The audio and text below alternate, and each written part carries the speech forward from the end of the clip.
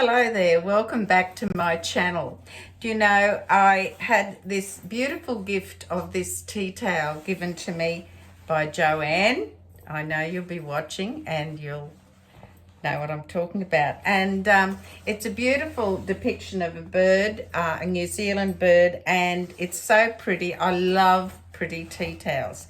Now, bear with me, I want to just read something to you. This was the tag that was on the tea towel, and I just took it off because I wanted to put it on a little shelf that I have. It says tea towels are said to have originated in the 18th century England, where the lady of the house would use them to dry fine china and delicate tea sets, jobs that were considered too important to trust to potentially clumsy servants. They were also often used as a way for said ladies to show off their embroidery skills. By the 19th century and early mid-20th centuries, a glass towel or dish towel would likely have been patterned or checkered, so that it was decorative as well as useful. These days, tea towels come in all manner and beautiful practical designs, and which is, of course, part of this Kiwi linen range. Now, I'm not doing a promo ad for it. I just wanted to read that to you. So, why did I read this out to you at the beginning of my video? Well, let's start at the beginning. I'm Chrissy Seaton, and welcome to my Noahide Family YouTube channel. And you know by now the title of my video is Stand Your Feminine Ground. And so I'm addressing to the wonderful women of wisdom throughout the world. And so I want to talk to you about some things that we've all been thinking of in recent times, and probably we've had shoved in our face so much that we're absolutely sick and tired of seeing it, hearing it, listening to it, what have you. So I guess I need to tell you that I'll be 72 next month, and I've been there, done that, seen most of it, and hopefully I've learned some things that have given me a grounding in some common sense, etc. And over these past years that I've acquired those things, I think this allows me a qualification to speak on this topic, and that is womanhood. Standing our feminine ground. Natural born women are born in the womb. That's where they come from. So let's move on a little bit further here. Stand your feminine ground, girls, in all things. And natural born women do reign supreme. There is no one can imitate a natural born woman. They're created and designed in their mother's womb. Now, no other individual, be it female or male, can actually duplicate or imitate you or me individually. Not even identical twins are totally duplicated, as we sometimes say, an identical twin, but there are slight nuances of differences. So nobody can be designed and replicated exactly. So this, in fact, we are designed by God, and that has been scientifically proven. So let's just get the basics out of the way so we're on the same platform. Now, let's move on. Trans people cannot be or do what natural born women can. That's a statement of fact. They cannot conceive, carry, or give birth to an infant, to a child. They cannot reproduce or even to imagine that they can. In their wildest dreams, they cannot imagine in their wildest dreams what it is to be a natural born woman, a real natural born woman, not a make-believe one. more importantly, natural-born individual women, that is female babies at birth. They're born that way. Yes, they're born as a baby. Yes, they don't change when they get to be 24 or 25 or what have you. So natural-born individual females, babies at birth, are endowed with a certain grace. It's an ethereal or celestial essence. And that cannot be duplicated, acquired, copied, or surgically manipulated. Let us be very clear about that. They cannot be duplicated by any other human being, male or female.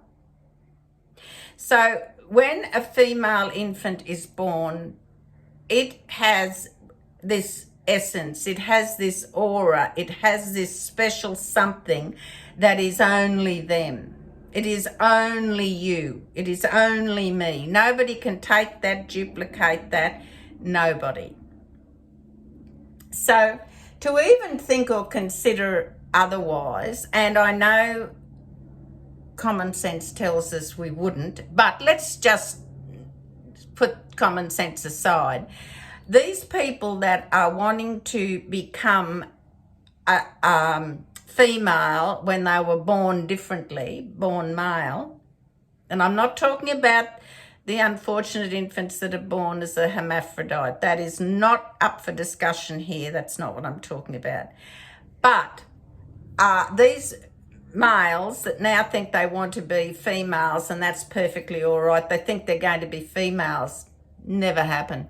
It doesn't matter how much surgery, be it surgical reconstruction to your private parts, facelifts or whatever, you are never, ever going to be a woman. You will never have that ethereal carriage, that inner dwelling of spirit that only a female can have, a natural-born female. So that's just not ever going to happen for you. To even consider otherwise, in my opinion, is actually an abomination. It is akin to paganism. And of course, we see that drifting into our society now from time to time, sometimes subtly and sometimes extravagantly, like we are seeing now with these radical surgeries done when people want to change their sex. So, people have got to start thinking straight about this. They've got to start putting aside, we've gone past hurting people's feelings. We need to be talking the truth and understanding it and not be afraid of people disagreeing with us. At 72, I couldn't care less. If freedom of speech, as far as I know, is still legal in Australia and most parts of the world, and I have the freedom to speak and on the things that I am concerned about, and I'm about that. We should, once we lose the freedom of speech, we've got nothing else. So, natural-born women, they give birth. They are females. And so let's get down to tin tacks here. Those people that have this serious, and I mean really serious mental health issues, and they think that they want to be the opposite sex to what they were born, then that they understand, or they have this understanding that their whole life will be better. Well, it won't. It won't. And you've only got to hear some of the testimonies from people who have been through transgender surgery, and it's been an abysmal failure. So these people that medical specialists should know have serious mental health disorders, they are actually being used as guinea pigs. And I think that's probably illegal still in most countries. One would hope so anyway. And these people are being surgically disfigured and manipulated surgically to not resemble the sex that they were born as. And as we know, a lot of them go on to regret this. So we have to start putting the focus and responsibility where it belongs. Doctors need to start referring it should be mandatory that these people have psychiatric assessment before they go ahead and have this surgery. Do they? I don't know. So I want you to think about this, and common sense has to prevail. Politicians out there, parents, voters, they have to start saying to their local members, listen, this nonsense, this rot's got to stop. This has got to stop. And, if you don't come out and stand on the platform that you support, then I'm not voting for you. If you do nothing about it, I can only assume that you're in favour of this life-changing surgery being done to people who have a psychiatric problem. And that's what it is. I'm saying it for what it is. So we need to think about this. We need to talk about this to other people, and especially people that are supposedly guarding our country and our lives. And we need to sum it all up, I think, for us as women, as saying that only natural-born women successfully stand their ground. All imitations will fail. And don't be afraid to say it. You can't, doesn't matter how much surgery a man has, he can never imitate a woman. Never. I mean, and for them to think that they can tells you the depth of their confusion or their psychiatric disorder. It is not normal. It is not normal.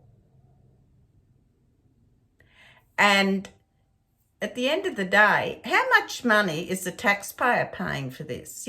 We, the taxpayer, have a say in what our members are doing and supporting. If we voted for them, we need to know. We need to ask them these difficult questions and say, have you asked who is actually paying for all this surgery? Is it big pharma? Is it big industries? Is it alcohol industry? Is it, let's go through and find out who's paying for this. Someone's footing the major bill at the end, and I certainly hope as taxpayers, we are not the guinea pigs paying for this, because that tells us that society as a whole and our politicians, etc., are just laughing at us, the common everyday man and woman who live out their life normally. We're just a joke. I think it's time we stood up and said enough is enough and do what you were voted in to do. In the meantime, remember, natural-born women successfully stand on their own ground. Imitations will fail every time. Please take care and God bless.